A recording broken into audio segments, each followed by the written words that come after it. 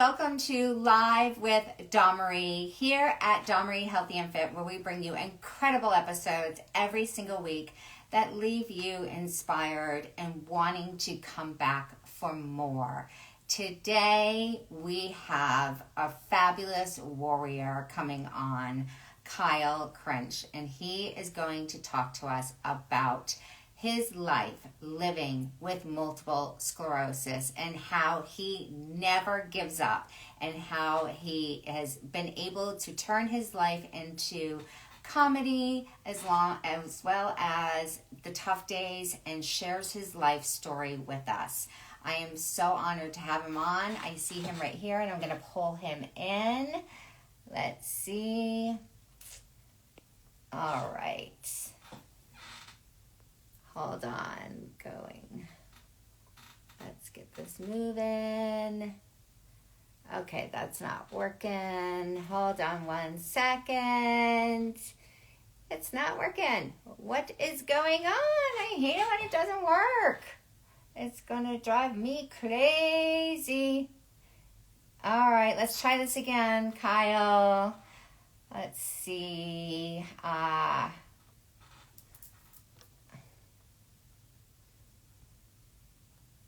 There we go. All right, finally. It was my eyesight. I couldn't see the letters. Okay, well, welcome to What Multiple Sclerosis Looks Like. Kyle! Hello! How are you? I'm doing quite well. How are you? I'm good. I couldn't see the letters because I didn't have my glasses on. Yeah. All right, well, here we go. We are live. Welcome All right. to Live with Dawnmarie, and I'm so honored to have you on today and to talk to us about how you stay inspired every single day. And I love your videos and how you work out and you train, and how you also showed us the frustration behind the disease, which is there's lots of scary. that. Yeah, lots of it. So let's start with that. Why and how did you decide to start your Instagram? Honestly, I wish I would have started it much earlier. I've been navigating this for almost 10 years now. And I started the Instagram because I want to be a bit of a resource to people newly diagnosed with MS. I remember how bewildering that was, how lost I felt. So if I could share a little of my insight, of my journey, and let them know it's going to be okay. It's going to be tough, but it's going to be okay.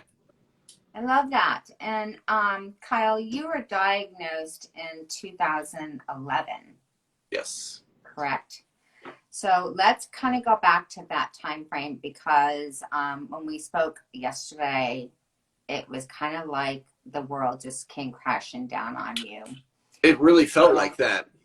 Let's start back in 2011 and give the audience a little bit about what had happened to you and how fast it hit you. Okay, I'd say early 2011 is when I noticed just vision changes. My left eye was just extremely blurry all of a sudden. I had doctors tell me it was probably a detached retina. But a couple months went by, and then everything hit me on May 4th, 2011. And that was crazy heaviness in my legs. I couldn't walk 20 feet without being extremely fatigued, without any coordination, no balance. So that right there got me searching for what was going on. Yeah, that's Googling, scary. It is terrifying, especially when I was Googling what could be happening, and Google had me convinced I was dying. I had ALS. Luckily, that's not what it turned out to be. Yes, yes. When we Google our own diagnosis, we tend to throw ourselves into a really bad situation. Yeah. I have now learned not to Google. Yeah. On the funny side of not to Google, because if I'm trying to diagnose myself and punching in symptoms, so much comes up. And then Oh, yeah. It's limitless. it's limitless. And but also it's limitless when once we are diagnosed, trying to kind of find your way through that path of Absolutely. what is going to work for me and what is not going to work for me. So during that time frame of 2011 in May, when everything really went haywire for you, I mean, other than just being completely torn down and feeling like, where do I go from here? Yeah. Where did you reach out? Who is there to help you, support you through it? And how, from that point, did you navigate to find a neurologist? Luckily, my MS story is pretty nice in that I got answers pretty quickly. Some people go years and years without any answers to what's going on. I had an official diagnosis after 2 months. That's all it took. Wow, that's really quick and fast. Yeah, the people that took my original MRI, they quickly looked at the MRI and they were like, "Oh, this is absolutely MS. Like, I've got over 100 lesions on my brain and spine." So that to them was indicative of MS. And luckily, my mom, she's been my biggest advocate through this whole thing. I had a girlfriend at the time that she helped me through it, but it was mostly me just pushing through, looking for answers. Mm-hmm. How did your mom help you understand the disease? Because when I heard the word multiple sclerosis, I didn't know what the disease was. Right. Yeah, I had never heard that before, and my mom didn't either. So we kind of learned that together. I feel like we are still learning because we're still searching for answers. And that's so true, right? Yeah. Every warrior you talk to and that you are, engaged with on Instagram and through telephone and whatever means you can talk to another warrior, we still find new ways of handling the disease and other things we've never heard of with the disease. Mm-hmm. Do you find that to be true? Absolutely. Yeah. That's another thing that I've really enjoyed about starting this Instagram, just connecting with people all over the world and hearing what everybody is doing. Everybody, just like the disease, everything is just so different for everybody. Exactly. I mean, we all have the same disease, and it's 3.2.9 million that are counting, just that are registered through your neurologist and through multiple sclerosis. I'm sure that number is much more vast than we even acknowledge today. Probably. And, every one of us has the same disease, but none of us are alike as far as where the lesions are, what happens to us, how fast it progresses to extreme progression, and then you find your way through and then you're walking again, or you are not walking and then you get worse, or you're walking and you're seeing and then all of a sudden the disease comes at you like a war. Like, that's why we're warriors. It comes at you and you got to be ready for battle. So tell me what the hardest... It has been 10 years of war so far. Mm-hmm. Tell me what your toughest day was and what got you through that. Toughest day. That's tough. There have been so many tough days. Well, give us examples of what are your toughest days and how you find your way through that pathway of getting back up and going forward. One of my toughest days was probably pretty recently when I was fitted for a wheelchair. In my mind, since I was diagnosed, I thought that was the end of the line. Like, I lose. But I got to test out a few lightweight wheelchairs with some power assist options. And I transcended that end game mindset that I had for the past 10 years. And I see once I get this wheelchair, It's just going to be a new chapter. It's going to give me so much freedom that I've lost. I'm actually really excited about getting this wheelchair. That's great. I'm glad Yeah, to hear that. yeah, Because now you're actually more free to get outdoors and do a whole lot more than with just the walker or trying to do it absolutely. on your own. Like you Yeah. posted one video of you being able to, like, you're down on, doing your stretches and you Hmm. actually stood up and walked. And that is Yeah. just incredible. So it doesn't mean that you have to permanently stay in that wheelchair. You Right. have great days Yeah. where you could take a few steps here and there and get stronger, and then Yeah. have that ability to use the wheelchair on that tough day to keep moving forward and still living a positive life. Oh, yeah. I plan on using the wheelchair mostly when I'm out around town. Love that. When I'm at my house, I still want to be up and walking and still exercising and trying to keep going, trying to improve my steps. But that's the reason I probably got a wheelchair, because I realized that my steps are slowing me down and I want to go fast. I love So, that. yeah. You just want to go full speed ahead as a warrior in Yeah. that battlefield. Yeah, that's right. So how does people around you, your loved ones, you posted a beautiful photo of you and your newly dating, Hmm. moving forward in life, and really showing us that you're not giving up Yeah. and you're just going to keep moving forward. How does that help them understand the disease and how you feel the pain, and how do you describe it to them when Well, that's been something interesting to navigate in itself. Like, how do I accurately convey what I'm dealing with so that my partner knows that they can do something to help? So it's been tough. Thank goodness. My new partner is super understanding and he wants to learn, and it's been great. That's amazing. Tell him thank you for me. That's Oh, just, I will. He should be watching right now, so well, thank you. yeah.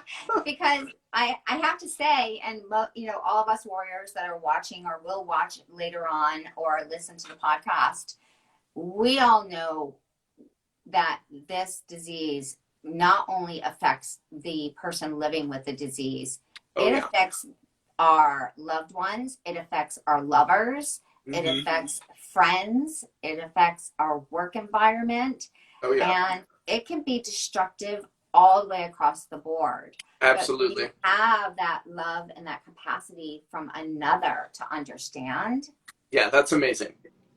it's incredible. Yeah. It's like the greatest gift of all time. Yeah. And I feel very fortunate. yeah, I can see it. You're like super Yeah. smiley and like, ooh.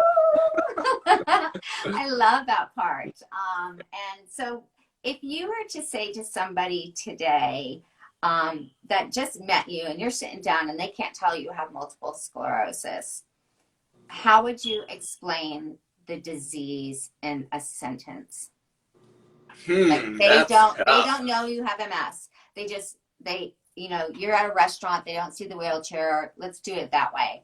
And Hmm. someone walks by and starts to talk to you and says, "Hey, why don't you come on over and join us?" And then all of a sudden they see that you're struggling and you have to describe the disease. Right. How would I say? I would just go on like nothing is happening, because that's how I live my life. I just keep going, no matter what I'm dealing with, who I'm dealing with, and yeah, hope that they can understand. Yes, I love that. Yeah. Because none of us want to be put into that box. Mm-mm. But I believe in today's time frame, with all of us warriors sharing our stories through Instagram, Facebook, Twitter, however you want to share your story, we are a community of the strongest warriors ever, of I agree. loving, loving each other and Mhm. passionately picking each other up and checking in with each other. And I mean, it's just incredible. Not that I love the disease and I wish I could get rid of it for all of us and find a Mhm. cure, but I have to say, every single warrior I've ever reached out to over the last 4 years of me being on Instagram and telling my story, they're all incredible. Yeah. Yeah, pretty recently, I had a day where I was kind of experiencing some new symptoms, and it's pretty terrifying when you're experiencing something new with this disease. I didn't reach out to one of my friends that I see all the time here. I reached out to somebody on my Instagram that also has pretty aggressive MS, and she was able to calm me down and walk me through it, and yeah, help That's me get amazing. grounded. Yeah, I love that you were able to reach out to another warrior, and Yeah, instead of feeling like you have to wait 3 weeks to get into the doctors, you actually were able exactly. to just talk to her, text with her, do whatever you needed to, and Yep. it it calmed you down and got you to the next step of Yeah, what it was that's going valuable. to. Extremely valuable. Yeah. And I this is going to tell my age for sure. Not that you guys already know how old I am, but we actually are kind of like the yellow pages for multiple sclerosis, and that's an Mm. old phone book that Hmm. used to get delivered when I was a little kid every Oh year, yeah. and that's how you would look up telephone numbers. And I kind of feel like that's what we deal with every day with Interesting. Instagram, and that we are the book of the connection of warriors. That's true. Well, tell us one of another story that you've had to deal with in life with a disease like the one you just said talked about. What was the symptom that happened to you that you were really upset about and you reached out to the other warrior? It was, I've experienced weakness before with this disease. I mean, that's almost all the time, but it was a weakness that I've never experienced. A weakness that took me down to the ground. Like the left side of my body was not working. I couldn't pull myself up. I couldn't bear any weight on my left leg. Oh, That's pretty terrifying because anytime there's something new, I'm wondering, is this forever? Is this my new normal? Uh, Luckily, that wasn't my new normal, and I mm-hmm. was finally able to pick myself up off the ground. Good, Yeah. good. How did you find the strength to actually say, I'm not going to let this take me down today? And you found a way to get back to that positive. You know, I am still trying to figure out how I come up with that. Uh, it's I just realized that nobody is coming to save me. So I've got to do this myself if I want to keep going. Mm-hmm. And that's a tough thing to hear. No one's coming to save me, and I Hmm. need to do this to keep moving. Yeah. Um, and it also really leads back to what the beginning was. We are living in a battlefield, Yeah. an unseen battlefield that we We don't really know. are.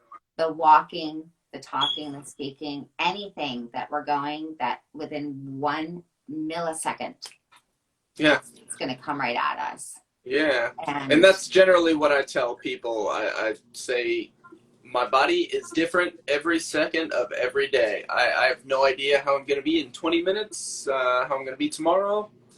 mhm. So I just got to play it by ear always. Okay.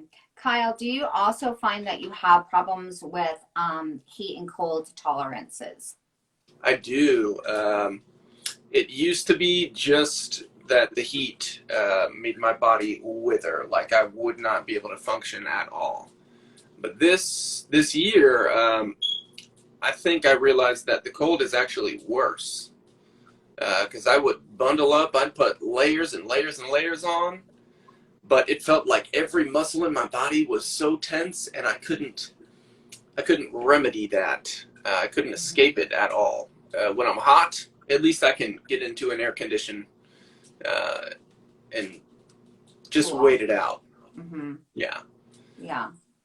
So yeah, the heat, the temperature fluctuations always mess with me. Yeah. I hate that. I Yeah. used to think it was because of my age and it was because of menopause. Well, it's not. It's just the multiple sclerosis kicking Yeah. in, and I'm sure a little bit of menopause kicked in too, but it's very difficult to handle. Yeah.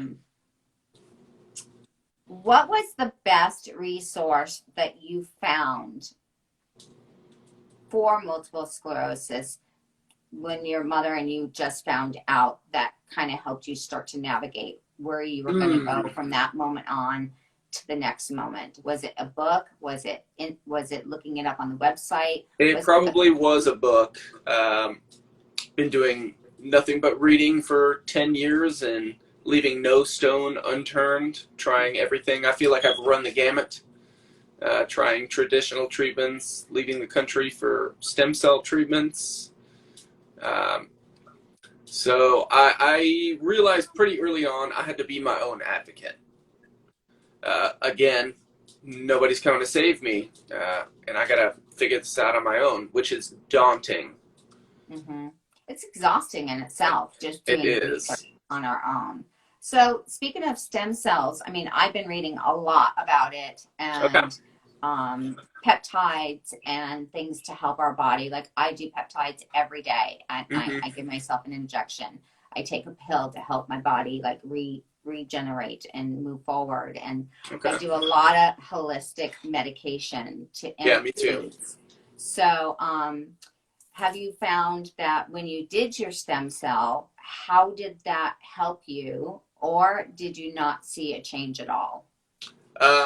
Honestly, I feel like the results were bordering on miraculous. I was using a wheelchair a good bit of the time. I was not able to walk unassisted at all. Wow. My vision, I was nearly blind in my left eye. Oh my goodness.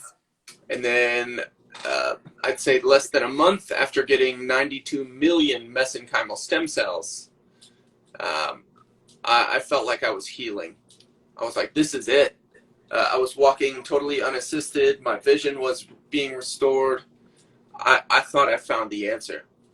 Wow. Unfortunately, the results were not long lasting. After about a year, I started to decline pretty rapidly again. That was 2014. I went twice in 2014. Okay. I'd love to go back. And get some more, yeah. Do you believe that it's because of the white blood cells eating away at the myelin sheath, that it's, even though it's repairing you, they're attacking the new cells and going after that? That now, could be it.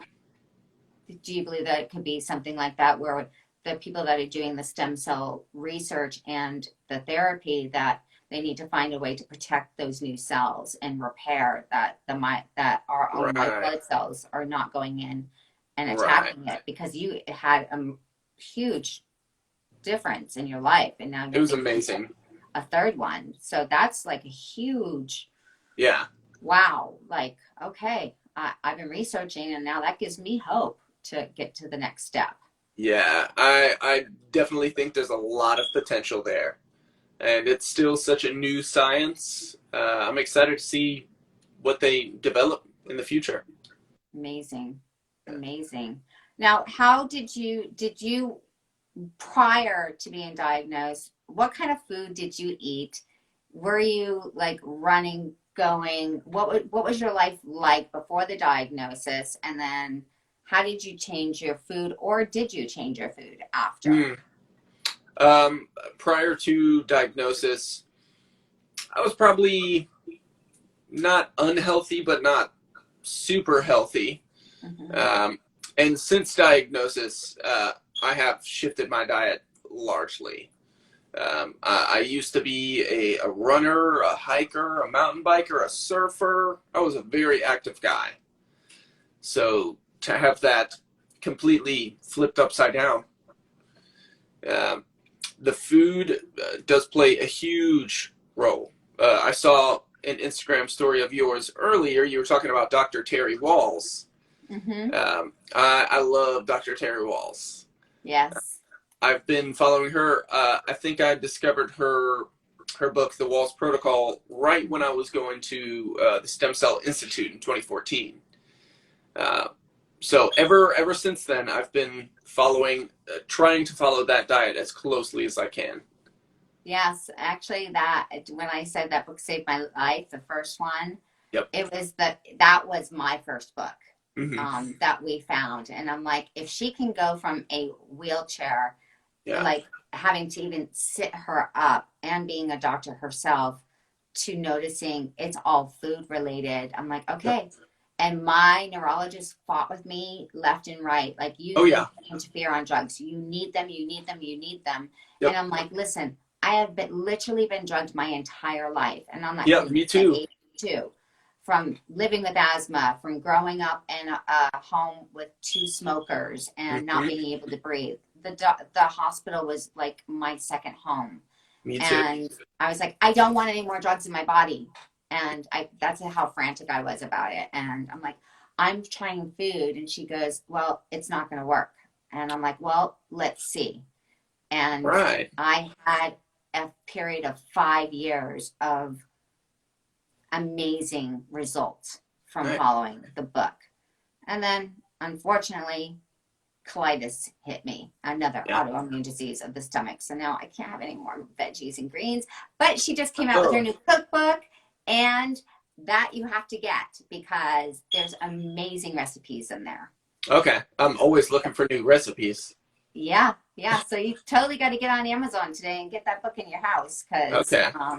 it's incredible. Yeah. So that was my first book, and it sounds like it was one of yours, and you found your Absolutely. way to eating. So how do you feel today when you're out and about and you really want to have that chocolate cake, and you know there's wheat in there and it's gonna affect you big time, and or there's dairy in there?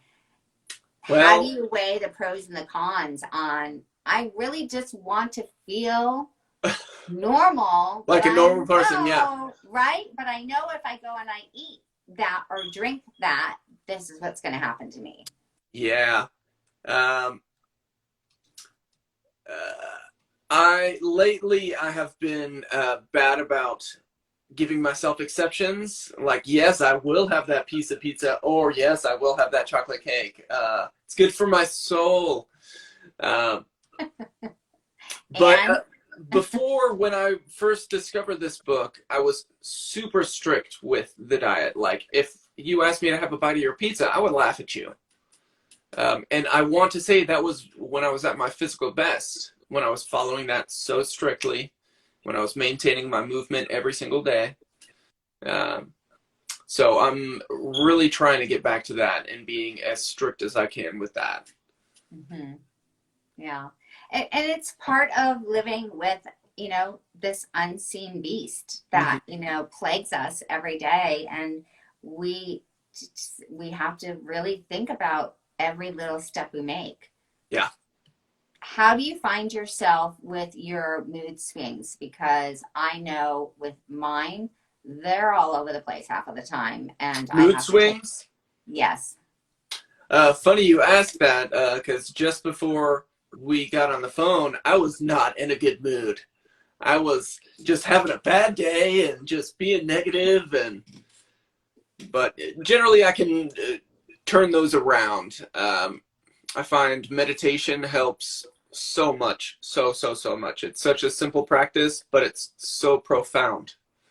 And that really helps me maintain positive vibes and not just go up and down, depressed, happy, and all over the place. Mm-hmm. So that's certainly how I maintain the good. So do you do meditation with sage and scents, or do you do it with music, or do you just find yourself able to sit and go within your inner peace and focus on the brain body connection? Or do you do all of them? I kind of do all that.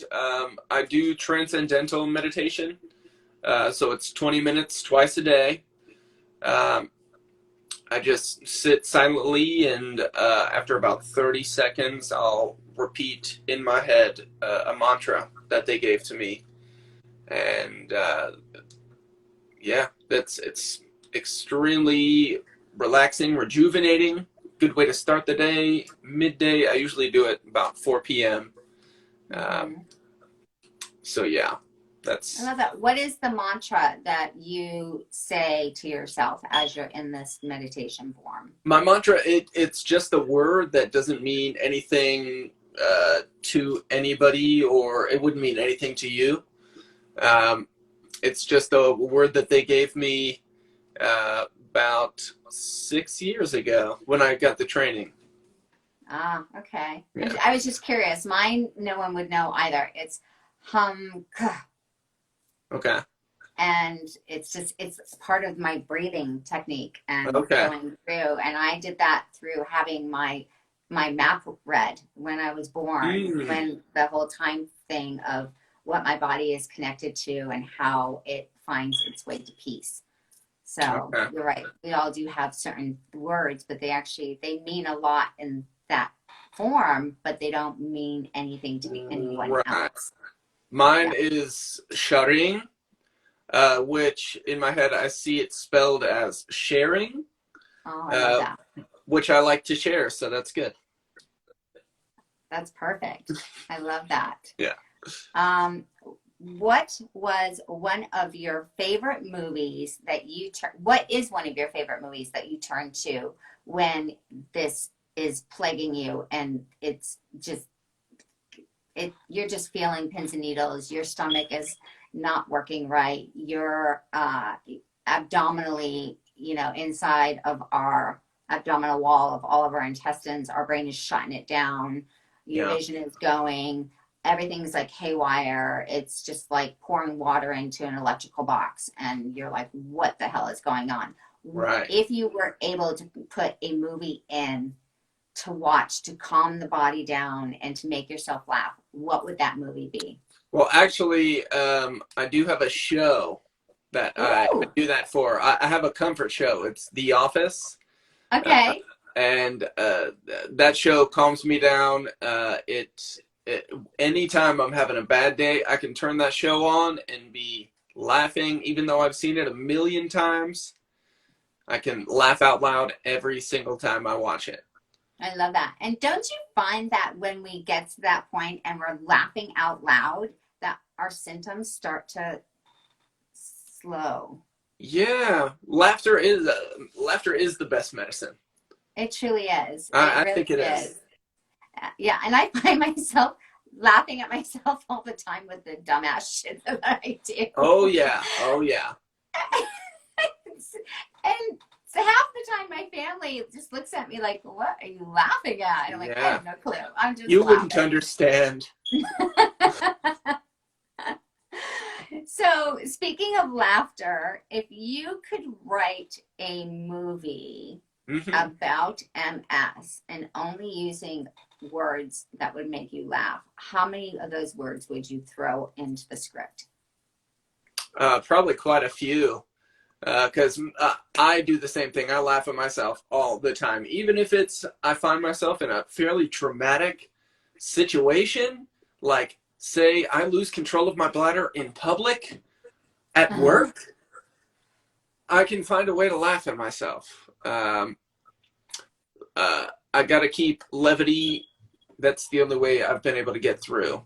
If I couldn't laugh, I would not have made it through. I wouldn't have made it to this point. I'm right there with you. Yeah. Right there with you.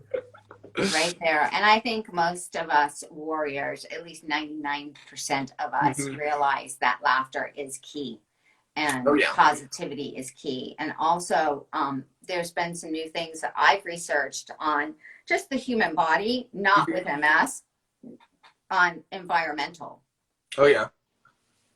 outside and inside. When we're outside, our body is like it comes alive and we Hmm. hear things that we don't normally hear.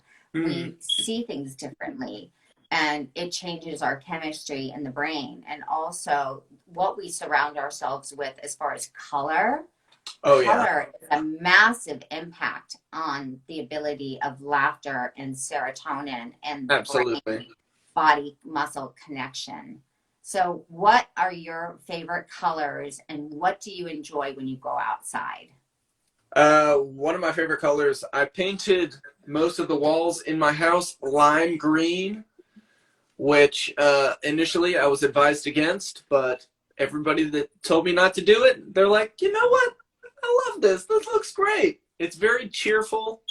Mm-hmm. Uh, so yeah, It is. I And love you the know, green. within the chakra, Yeah. Uh, sorry, I love the green inside. I I, love the green outside. I love being outside. I try to spend as much time outside as I can.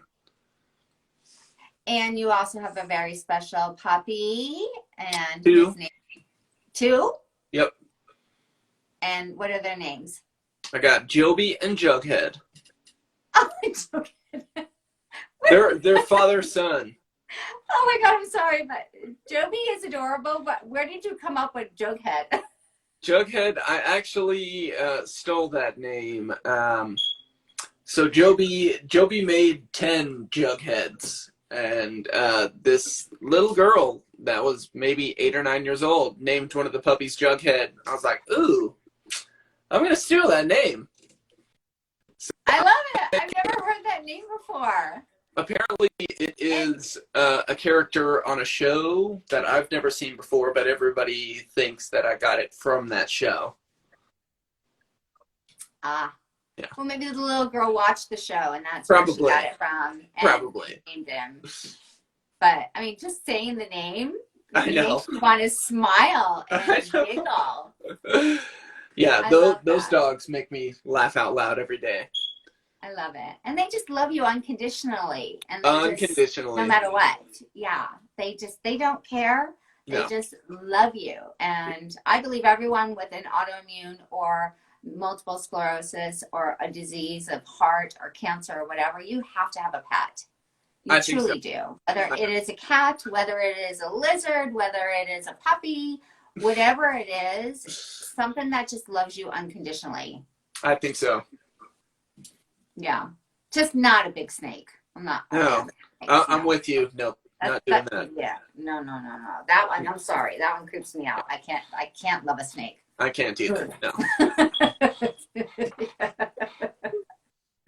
Okay, so your favorite color is green and you painted your house lime green. So when you think of the chakra colors, Hmm.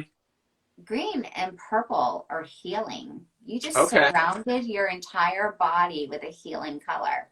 Your Didn't whole even home. realize I was doing that. Yeah, so when we get off of our interview today, look it up. Chakra Okay. colors. And those you'll see a body and you'll see where the colors go and you'll realize that green is an energy healing color. Interesting. I love that. And that makes sense. Yeah. Yeah. Because if you're in a dark room and it's black, how do you think your mood's going to be? Mm-mm. Right? Yeah. But if you're in a beautiful white room or a beautiful green room with Yeah. colors and brightness all around you, you want to come alive, Yeah. and you're tricking the white blood cells that attack our myelin sheath to think happy, and they don't like happy. No. They like us to be negative, and they Right. like us to be depressed, and they want to suck all that energy out of us. Right. It's kind of like thinking of Star Wars, the good versus evil, with the green, or is it blue? Green or blue against the red. Yeah. Mm. Maybe that's why they came up with it. Maybe. You never know. You never know. I think they just kind of watched all of us warriors out in the world and realized, Yeah. okay, we're going to go from there. Yeah. So tell me more about your life. Anything you want to tell the world that living with multiple sclerosis, how it took you down a bad road, and then please tell us how you found the right road. Honestly, I feel like it's been a blessing in disguise because I do feel like anything that is thrown my way, I can handle it. I mean, after this, I can handle anything at all. Um, and honestly, I think I just got to the point last year, mid 2020, where I just thought to myself, nobody's coming to save me, and I have to do something to turn this around. I have to keep going. I have to exercise. I have to heal my gut. I have to do anything that will improve this situation because this is not okay. Mm-hmm. That's great. I love that. And I love that you show us all of those workouts and that you show Yeah. us everything you're doing and walking from the kitchen to wherever you're going and sharing all of those journeys with us. Let me ask you, if you had to do a mantra of yourself in a positive way, what would those words be? Probably my Instagram handle. Gotta keep going. I love that. I love it. Thank Simple. you. You just got to keep going. Yeah. I love that.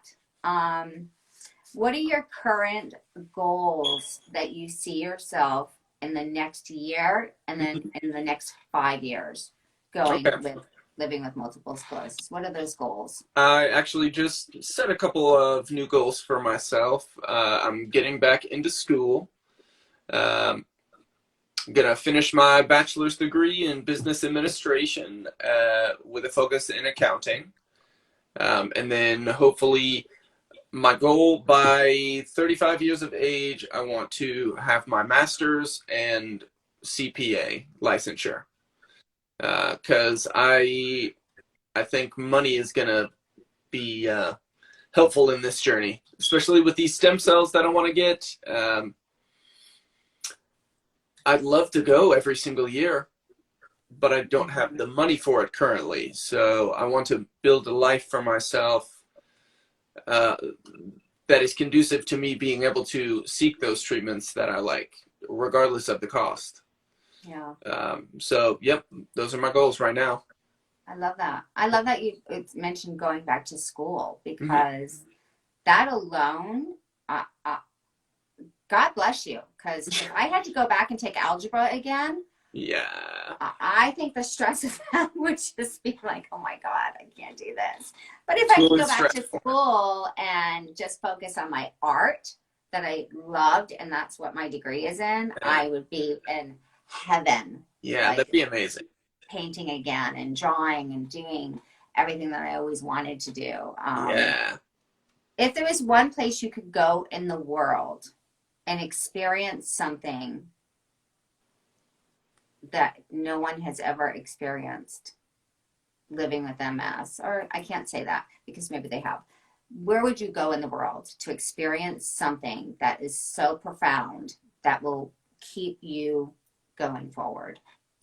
I think Barcelona. I was supposed to go last year in 2020 for my 30th birthday. I was supposed to go on my first international solo trip. I Um, love that. And I what is think in just Barcelona that you want to see? Barcelona. That's my favorite city in the world. And I traveled solo a few years ago, went to Seattle, and just traveling by myself with a disability when I was told by my doctors that I couldn't do that, that it wasn't a good idea, it was so empowering. And I want to do more of that. Because, I love that. yeah, that's most people travel. Most people don't travel with this disability that can totally change it. But yeah, like I was saying, it's very empowering. Yeah. What is it in Barcelona that you would really want to go see? You know, I've just always loved Barcelona and want to live there. I speak Spanish myself, and I just want to go live there. I love Barcelona. I love Spain. Yeah. I speaking of that, and it's funny that you said Barcelona because I went there for the first time 5 years ago now, Okay. and I had never been abroad. Like I had traveled to Hawaii. I've been to all the like the islands and things like that before my diagnosis. And then after my diagnosis and realizing it could attack me at any given time, I was fearful of really traveling far away from home, and especially to another country or, you know, anywhere in the world. And my husband surprised me with an entire world trip. And he's like, if we are going to do this, we're going to do it together. And if we have to take extra time, then we take extra time. If you have a multiple sclerosis flare, we deal with it.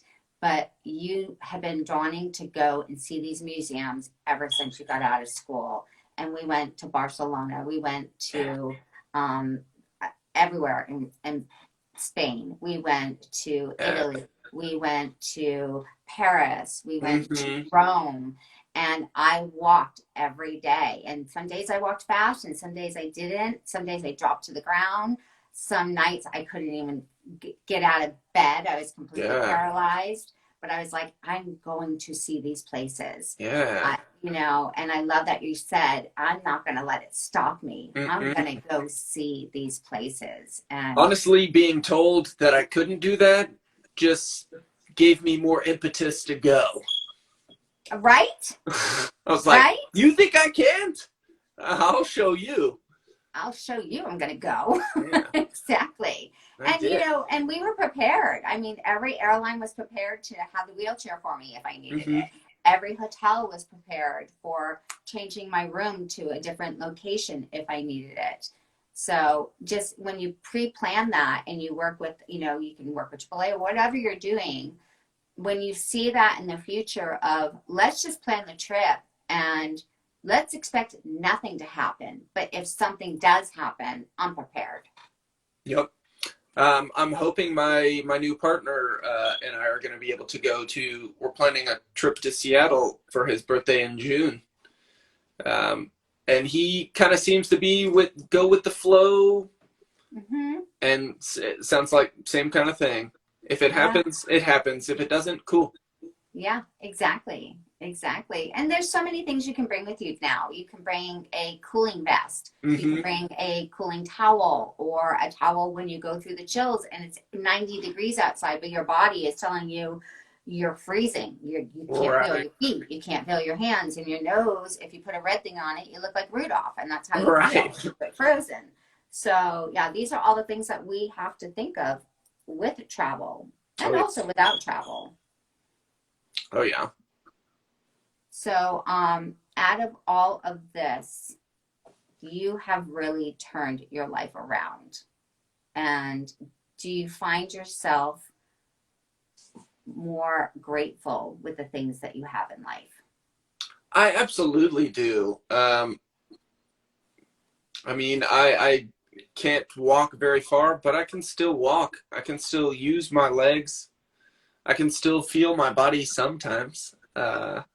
So I am absolutely more grateful for everything that I do have. And I just wish everybody knew that their good health that they do have is such a gift, and to not take it for granted. I'm glad that you said that, because many in the world take good health for granted. Yeah, and you don't know what you've got until it's gone. Exactly. Or it's been taken away, and then you may recover. And then you realize, oh my gosh, that was just so impactful in my life. I will never say I wish or I could have. You know, I don't like the way of perspective of I'm going to do that tomorrow. It's exactly. Today, right? So if you are to give anyone advice, even myself today, what would the advice be to move forward? Quite literally, keep moving forward. I feel like that was a big misstep of mine. I stopped moving for a time, and I think that's when the disease really takes hold. So yeah, if I had not stopped moving, I feel like I'd be a little better than I am right now. But sometimes you just can't help that. We were talking about depression yesterday, Yes, we and can talk about that too. I would just get depressed and just stop moving, and yep, the MS took hold, did its damage. And it is a really true side effect of the disease, and it leads to a road of destruction, Oh a yeah. road of depression, anxiety, fear, Mhm. and loss of who am I. Like, you Yep. even lose your own ability of who you thought you were or Oh who yeah. you still are today. And it's almost as if I call it the phantomous monster, because you can't see it. Mhm. And you can't see a phantom. A phantom is something scary and dark and Right. evil. And, phantom is what I always named my disease before I even knew what my disease was. And I would just be plagued with depression, Oh yeah. anxiety. I would be walking and watching people around me like laughing and having fun. And Yeah. the only thing I wanted to do was just give up and die. Yep. And that plagued me for years on end. What was your worst moment of that part of the disease with depression? It was probably I got really sick just at the beginning of the year. I think it was food poisoning, but it was way intense. Like I was paralyzed. My body was not functioning at all, and that's when I was just saying to myself, "What is the point? Why am I trying to get better?" Um, I thought that was the end, especially if that was my new normal. Then I probably would have considered suicide. That was certainly in my mind. Mm-hmm. Well, as we talked yesterday, and many of my followers know, I wrote about my attempt of Hmm. suicide. I took everything I knew I was allergic to, and I just felt like I just could not keep going. I had already been diagnosed with MS, and I was on the road to recovery, and then the new disease happened to pop up. And for 2 years, I was battling another one called colitis, and I didn't know what it was. And all I knew was I had been living 2 more years in pain on top of the pain I'm already in. Right. And I thought, no one deserves this. Yeah. And I was thinking of everyone else around me. Hmm. And that was being selfish. Yeah. I was not thinking of what the impact would be without me here. I was thinking the impact would be better for everyone else if they didn't have to see me go through this every day. Right. And I tried to take my life. And as I've said before in many interviews, I left a message on the iPhone saying goodbye and how sorry I was, but how much I loved everyone, and I did not want to go, but I didn't want to stay where I was. Yeah. And the power of the iPhone, I will always have an iPhone. Yeah, that's It amazing. went straight to my iPad at home, miles and miles and miles away from where I was, and And that's amazing. it up. And my husband got the message and tracked me and found where I was and saved my life. And I knew from that moment on, after I got all the drugs out of me and working with my therapist and refinding my grace and refinding what I needed to do, I knew that I was going to wear that warrior patch, and Yeah. I was never going to let any disease conquer me again No way. to try to take my life. And I will do everything I can to help someone find their way through that tragedy Yeah. of trying to take your life, because no one benefits from anyone taking their life. No. Everybody will miss you. We all have a story and a journey to go. And when it's our time, then he will take it time and we will pass. But it's Right. not our place or our right to take it away from ourselves. Right. So sorry I cried. Every time I think of that, That's understandable.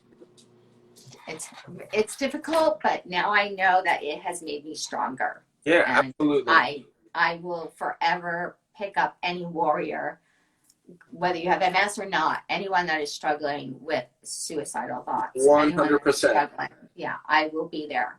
Yeah. You call my phone number. It's on my website. I will return your phone call and get you through whatever you need to get through, because Yeah. you're worth it. I'm worth it. Every person in the world is worth living. Yeah. Yeah, that's mental health struggles and helping people through those, very important to me, just because I've dealt with that half my life at least. So. Yeah, and it is difficult. And people that don't even have multiple sclerosis deal with mental health. Oh, yeah. And our society sometimes triggers the response of wanting to take your life. For sure. And that's when you really need to find that grace and that truth and that voice of your own to stand your ground and help others and speak up for them. So what would the word be for you if someone came to you today after this podcast and said, I watched your story and I heard that you also struggle with depression and anxiety from this disease? What are you going to help them through with? One word? Stay. There's this brand that I really like called Staywear, and their big focus is on mental health, and that really resonated with me. That one just hit me like a brick. It literally shot right through my heart. Yeah, like, right. Completely, yeah. Thank you for saying that. Yeah. Thank you. Yeah. Stay. So with all of this, I hope that you get to Barcelona very, very soon. The buildings are incredible. The water is spectacular. The climate is also, and there's so much beauty to be seen. Oh, yeah. And the architecture is just beyond anything that you just kind of walk around like this. I know. Right? And you just, like, there's not enough minutes in an hour. There's not enough seconds. It's just, there's so much to take in that you have to stay there for a month. And maybe you might call me and say, guess where I am? I just moved to Barcelona. I just moved. Yeah. That would be great. Do you ever see yourself writing your story? Absolutely. I've written many pages. So I feel like I've written so much, but it's still so unfinished. I still have so much to say. Keep writing. I'm going to, little bit by bit. I usually write it when I'm in my insomnia. It's like 3 o'clock in the morning, and I just pick up my phone and start writing. I'm glad that you said that too. Insomnia, that sucks. It does. Sorry, that one I will definitely say sucks, because we're always exhausted in general. Yeah. But insomnia? Yeah. When you are that exhausted and the damn brain won't shut down. No. So frustrating. Use that time. Yep. Instead of using it as, I'm frustrated, I need to sleep, this is crazy. I use it productively.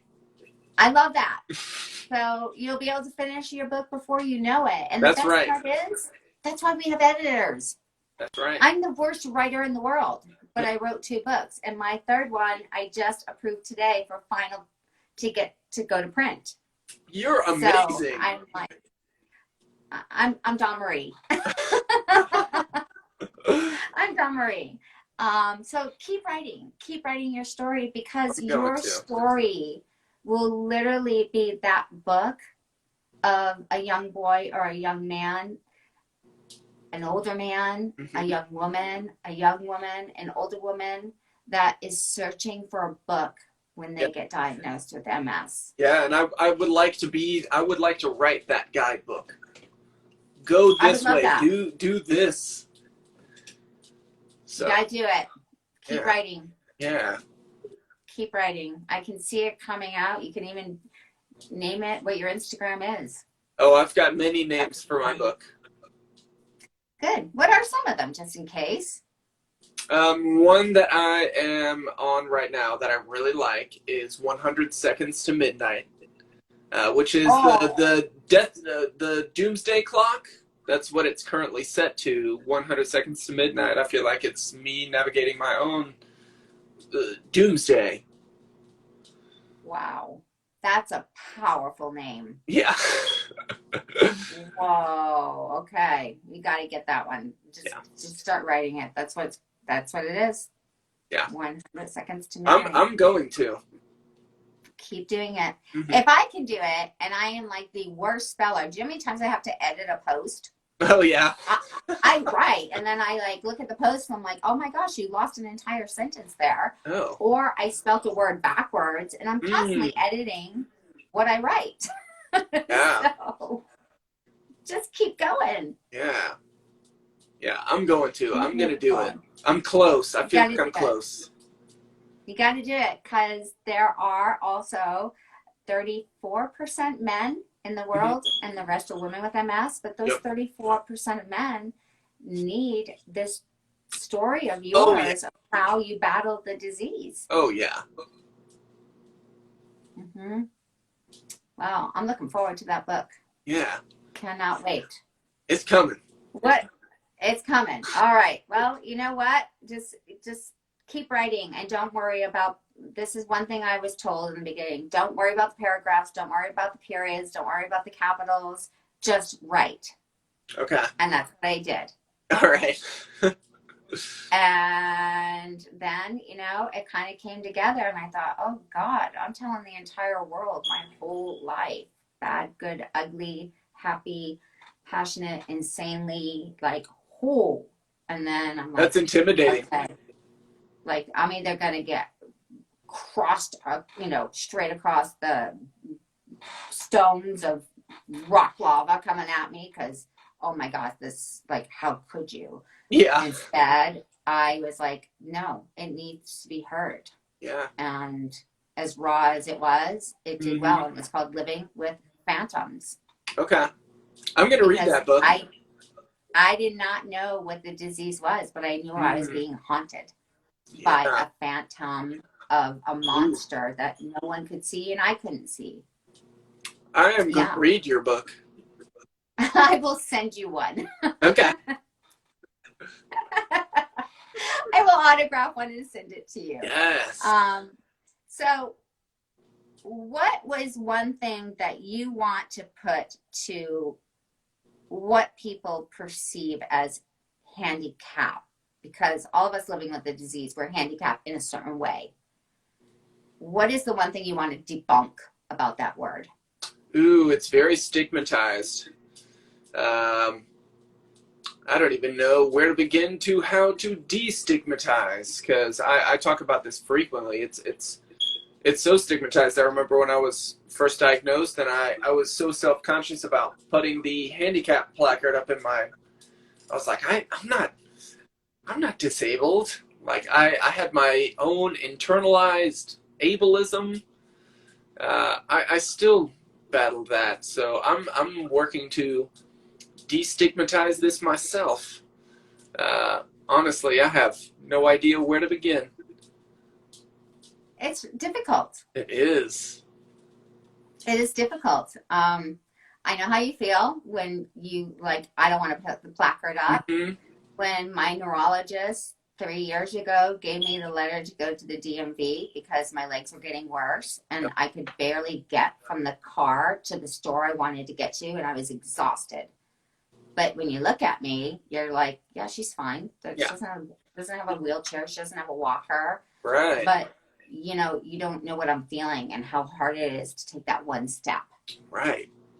And to keep going. And I got up to the DMV after waiting an hour at AAA, and I turned the paper in, and she asked for my license, and I gave her my license, and then she looked at it, and then she looked up at me, and she goes, wait a minute. And she looked at the paper again, and she goes, you have multiple sclerosis? I'm like, yes. And then I just started bawling, and she was like, oh my God, I never would have known. You look perfectly healthy to me. Yeah. And I'm like, how do you think I feel standing here waiting? Yeah. And I have been judged using that placard and putting it in my window when I'm alone and getting out of the car. And I'm just like, that judgment and that word handicap need to go away. Yeah. Right? And I don't know how to even make it go away. How do we do that, Dawnmarie? I don't, I don't know, but I do know I am no longer ashamed of having my placard. Me either. Because when I need it, I use it. Yeah. Mm-hmm. Yeah. And you know what? If you want to, what? I'm not ashamed of that anymore either. I mean, if you're judging somebody for using a handicap placard, that says more about you than the person using the handicap placard. I'm glad that you just said that. They're looking at you and you're the mirror. Mm-hmm. That's right. Mm-hmm. What else would you like to tell our audience before we go?